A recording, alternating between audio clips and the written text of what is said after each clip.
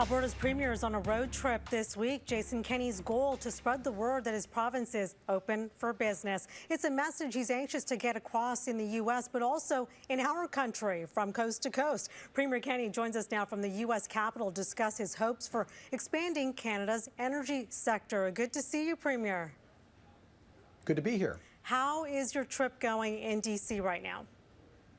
Very productive. I'm down here being joined today by four other Canadian premiers, Moe, Ford, Legault, and Higgs of Saskatchewan, Ontario, Quebec, and New Brunswick. We're part of Team Canada, partly here to meet with national governors who are assembling in Washington. Tonight, this afternoon, we'll be meeting with U.S. Trade Representative Rob Lighthizer. We'll also be joined by Deputy Prime Minister Chrystia Freeland.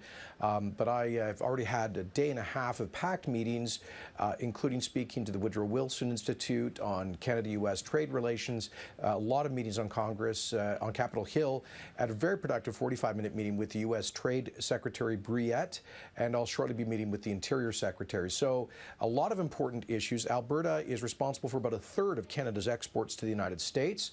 Obviously, that is mainly energy, and one of the issues I'm raising is the importance of getting pipelines built, including Keystone XL, hopefully underway later this year. All right, let's talk about some pipelines that are already built. And I know that you're constantly experiencing frustration, whether it's with other provinces or other states. Line 3 comes to mind. What have you heard from U.S. governors, if anything, thus far in terms of moving forward? Are you getting any positive feedback in that regard? I know you're saying Alberta is open for business. Are they hearing your message loud and clear?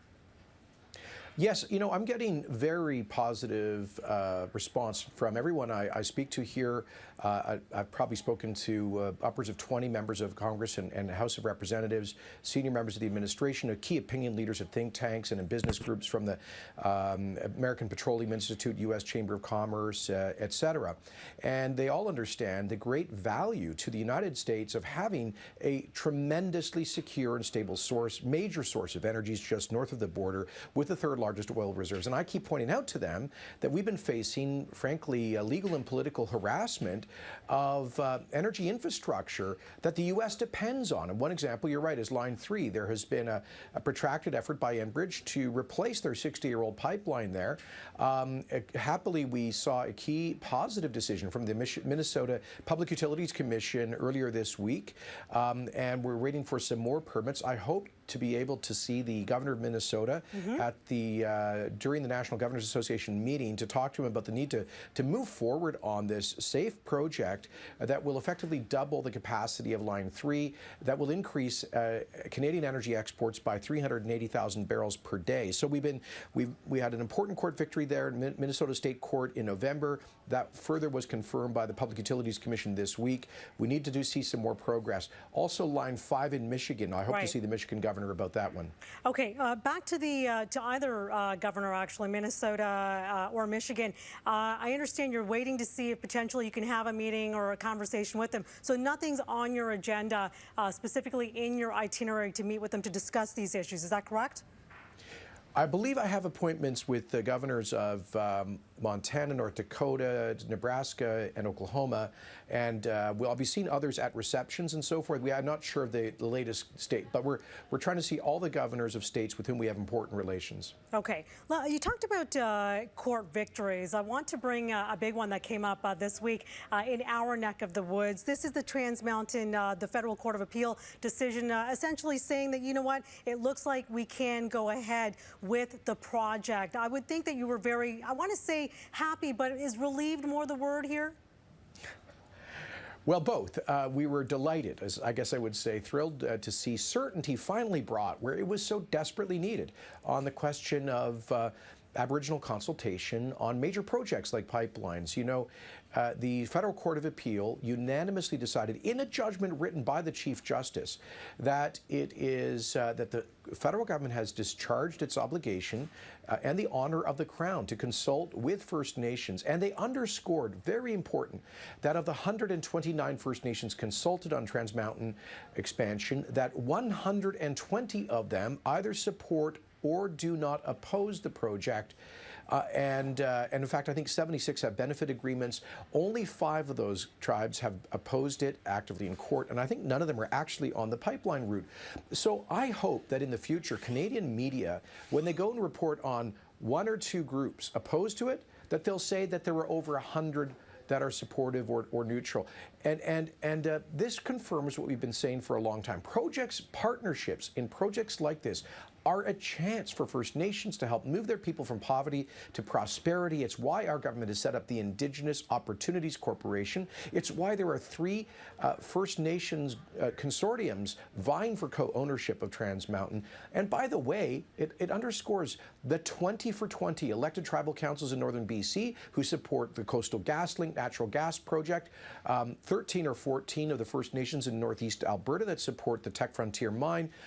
Most Aboriginal Canadians want the opportunity to benefit from the responsible development of resources. That's what the decision underscored. You mentioned Tech Frontier. Let's quickly pivot to that. Now, I understand the Liberal government is facing calls on whether to approve that or not. A decision is hopefully imminent, I believe, by the end of this month. What are you expecting on that front? Well, what we should expect is that the federal cabinet will respect the rule of law. This is not supposed to be a political decision where politicians insert their arbitrary political views or reflect political pressure to substitute for a lawful regulatory process. Now, Teck, which is considered to be one of the most progressive and responsible mining companies in the world in terms of their corporate social responsibility, their environmental, social, and governance metrics, they've gone through nearly a decade of work, $1 billion of investment to bring this forward through the regulatory process. They have passed it with flying colors against the most rigorous environmental standards in the world. They have cutting-edge technology that would be a model for the oil sands and oil and gas generally. The projected carbon intensity of a barrel of energy extracted in this project would be 50% lower than the average in the oil sands and 50% lower than the average barrel of crude produced in North America. That represents a path to the future. 8,500 full-time jobs, $20 billion of investment, 14 for 14 First Nations have signed conditional benefit agreements, and $70 billion of prospective government revenue. So what do I expect? I expect, sorry. That's okay. Going too long, I apologize. No, that's okay. I definitely want to let you have your word, and I don't want to seem rude here, but you talk about opposition, and you're right, you know, it was a few groups on the Indigenous group side with respect to the previous project, but there is opposition in many areas, right? And I also want to get to your relationship right now, where it's at. You mentioned Premier of Quebec, Legault. I want to know what's going on there, and when you talk about the opposition and you don't understand why it's coming up, you know, whether it's for Tech Frontier or any other project, do you get the appreciation? Do you get the sense that this ESG movement? I do a show, Market Call tonight, where analyst after analyst is coming on now and saying, Anita, this isn't just environmentalists in a corner saying we need to be more respectful of the ESG movement. Not only respectful, but start moving forward on that. Do you see that as a critical move forward? That perhaps you mentioned the move forward. Maybe this is also the way forward as well. How do you incorporate that into Alberta? How does Alberta move forward with that? Sure. Well, we move forward with it by doing what we have done. Since the Kyoto Climate Treaty was signed in 1997, the carbon intensity of an average barrel of Alberta bitumen has shrunk by 40%. We're down 30% of carbon intensity since the year 2000. We are credibly on track to reduce by another 20% the carbon intensity of a barrel of Alberta bitumen over the next 10 years.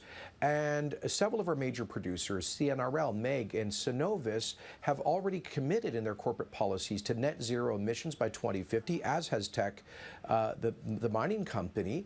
Our government just brought in the Technology Innovation and Emissions Reduction Program with a $30 a ton levy to create revenues that supports green tech innovation, to continue reducing the environmental and carbon footprint of these projects. And on top, so we're also working on rigorous methane regulations together with the federal government. And the companies are investing billions in gas cogeneration, new technologies, replacing steam with solvents, reducing energy usage. The point is our producers rank the top of the world on any objective ESG matrix for energy companies. And in a world where 100 million barrels of oil is being consumed a day, we need energy. Either we Canadians produce it while shrinking the environmental impact at the highest environmental, social, and governance standards in the world, or we abandon global energy markets to some of the world's worst regimes. I don't think it's good for the environment or good for human rights or global stability if we hand a effective monopoly to the Saudis and the Russians. Premier, it's astounding the facts and numbers that you have in your head. Real quick before I let you go, Quebec Premier Legault, what's your relationship like right now in 30 seconds or less? Very positive. He called oil dirty energy in 2018. I understand you're opening offices in Montreal to spread the word on Alberta. Where has he shown you an olive branch? What's going on there? Yes, he has. He and I obviously had a very strong disagreement about that.